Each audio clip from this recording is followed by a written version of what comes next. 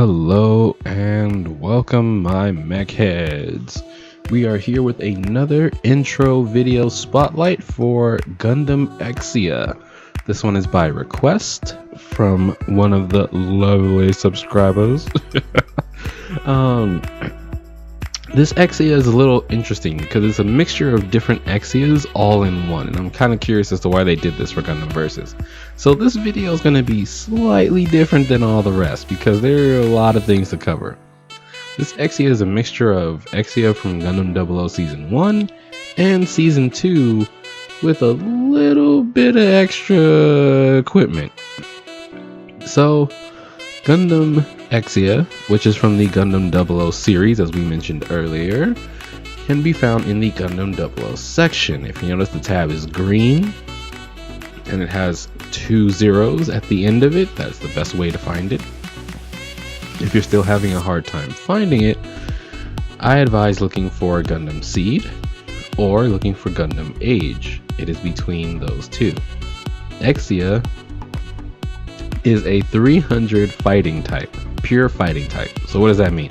That means Exia has a lot of offensive capability in his melee arsenal. So picking Blaze is usually the best idea for fighting types, but your gear choice is up to you. Getting into it, we always cover mobility first with our spotlights. Gundam Exia doesn't have any special animations for movement, but does have some interesting animations that can be used with movement. His down or back and melee makes him do a Chun-Li hop. If you've ever played Street Fighter before, you're very familiar with this move. If you've ever seen Chun-Li players, she does this hop where she takes a step and jumps off someone's head. Exia does the same thing. You can do it up to 2 times, I found. And it does hop over projectiles, which is interesting. So other than that, we'll get into some other things later. Exia has an interesting stun. If you hold range and release, he will throw out a single blade which stuns the enemy. If you press L1, and Exia will throw out 2 beam sabers that will hit and stun the enemy also. So Exia gives you a lot of combo potential. This combo potential is what makes him very complicated for new players, even for me. If you press L2, he'll transform and shoot out 2 giant beams.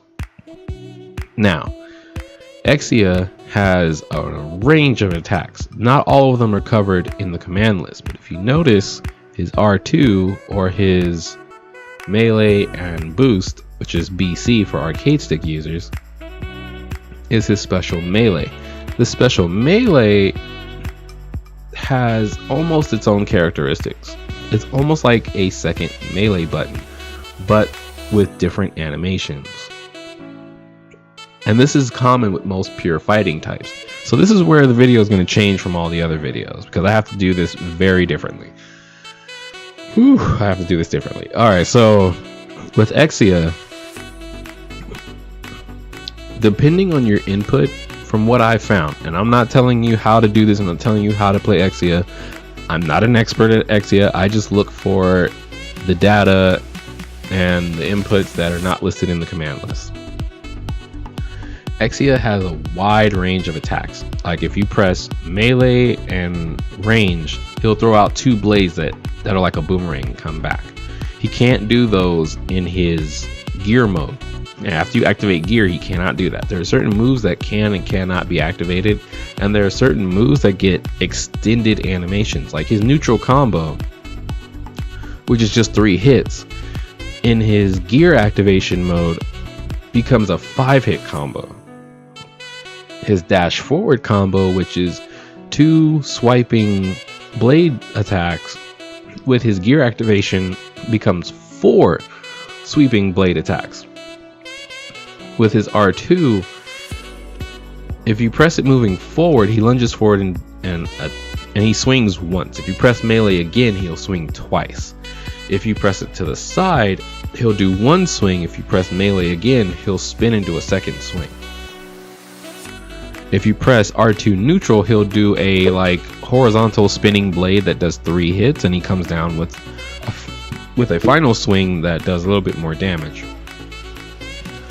But at any time, with most of these combos, which is what I'm showing you here, you can press another input.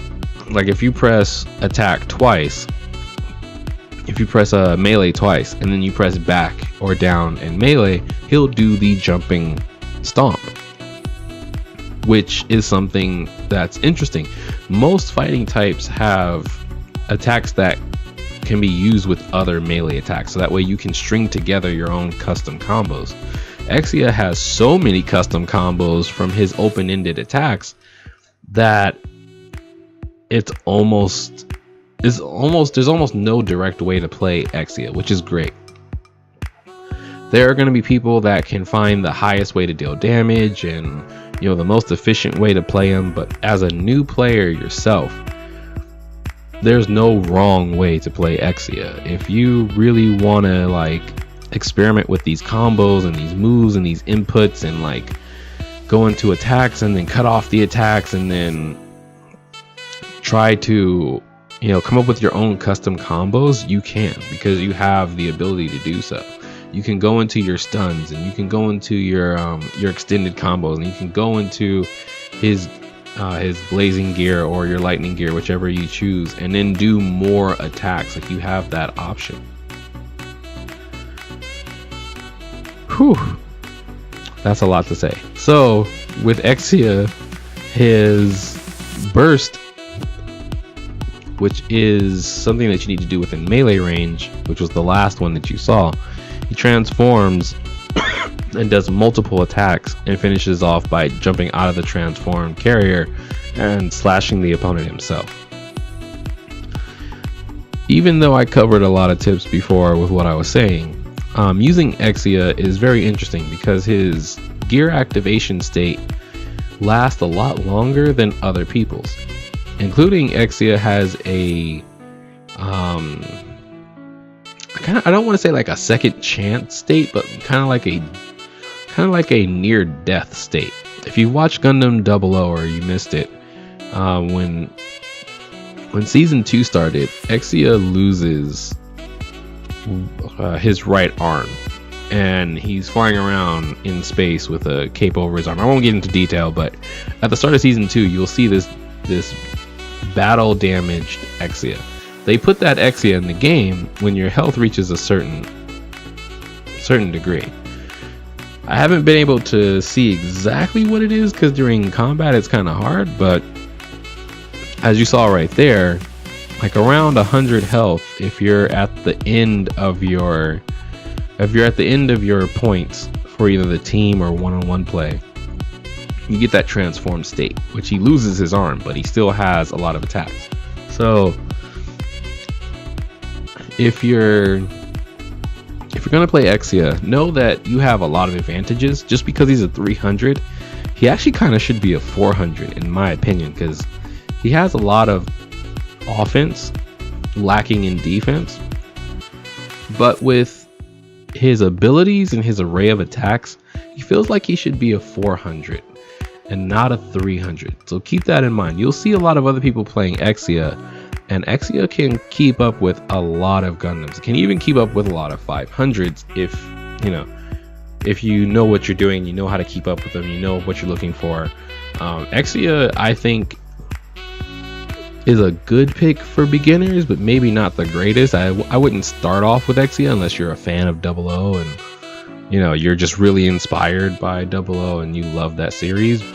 But if you're someone who loves melee and fighting types, he's definitely a very good choice. He's a 300, so it means he doesn't cost you or your team a whole lot of points. He has an array of attacks and combos and setups and stuns, and he's great for team plays, great for solo play. You can do so much with Exia. It's great. And keep that in mind moving forward. So as always, the YouTube stuff, if you like this video or you found it helpful, leave a like, subscribe for more Gundam intro videos. And if you are a veteran out there who has some tips or some tech tips or some data or some extended combos or some maybe like a combo setup that can help new players understand Exia better, leave it in the comments below. People love that.